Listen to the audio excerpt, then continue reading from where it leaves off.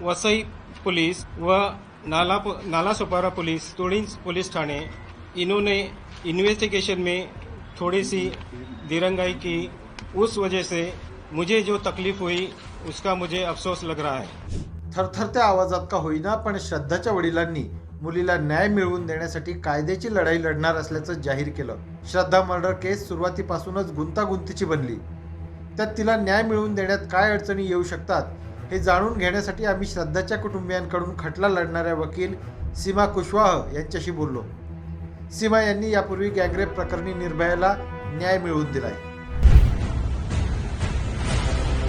चश्मदीद गवाह नहीं जब होता है तो हमारे पास स्पेशली जो मर्डर वाले केसेस होते हैं तो उसमें डाइंग डिक्लेरेशन बहुत इम्पोर्टेंट होता है। श्रद्धा ने 2020 में 23 नवंबर को मुंबई पुलिस को कंप्लेन की थी कि पूनावाला जिसके साथ मैं रहती हूँ उसका ये कांटेक्ट नंबर है आपदा पूनावाला का, और ये हमें अब्यूज करता है।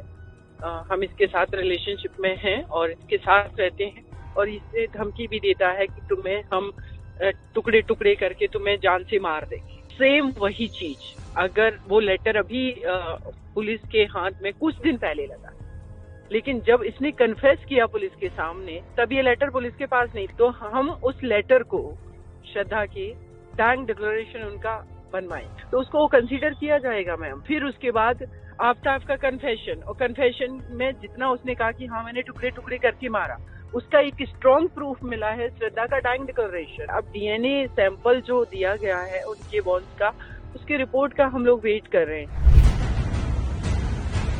उन्होंने कहा भी है कि मैम स्टार्टिंग में तो वो एकदम से जब मीडिया से उन्होंने बात की, फ्रंट पर नहीं आए थे, सिर्फ उन्होंने फोन पर बात की। उसके बाद वो पूरी तरीके से डिप्रेशन में चले। 2020 में उनकी वाइफ की भी डेथ हो चुकी थी, तो उनको बस यही है कि मैम इसने जिस तरीके से मेरी बेटी को काटा है, मारा है, जितनी उसके साथ क्रूअलिटी की है, तो इसको डेथ पेनाल्टी से कम सजा नहीं होनी चाहिए। बोल रहे थे मुझे प्रेस कॉन्फ्रेंस के बाद कि मैम आपके आने से हमारा मनोबल बढ़ा है, मेरे को कॉन्फिडेंस आया है कि मैं मेरे साथ कोई है तो मैं अपनी बेटी के लिए आगे फाइट कर पाऊंगा अच्छे से। कोई भी डेटिंग ऐप पर मिला या कोई भी पर्सन है, बेटा एक बार सोच लो, देख लो, लेकिन इन्फ्लुएंस इस हद तक था उसका कि उनके फादर का कहना था कि एकदम से मेरी बेटी का बिहेवियर चेंज हो गया, किसी की भी बात नहीं मानी, एकदम से चेंज हो गया। उसने इतना ज्यादा इन्फ्लुएंस कर रखा था। कहते उसके लिए मेरी पत्नी भी बहुत दुखी हो गई, ठीक है, और ये सारी चीजें थी। तो पेरेंट्स ने मना किया, फिर भी श्रद्धा जब लिव इन में रहने चलेंगी तो ऐसा नहीं कि फैमिली से उनका कम्युनिकेशन एकदम बंद हो गया, लेकिन बाद में जब ये इन्फ्लुएंस करके लाया और बहुत ज्यादा फोर्स किया तो पूरे परिवार से कनेक्शन तुड़वा दिया।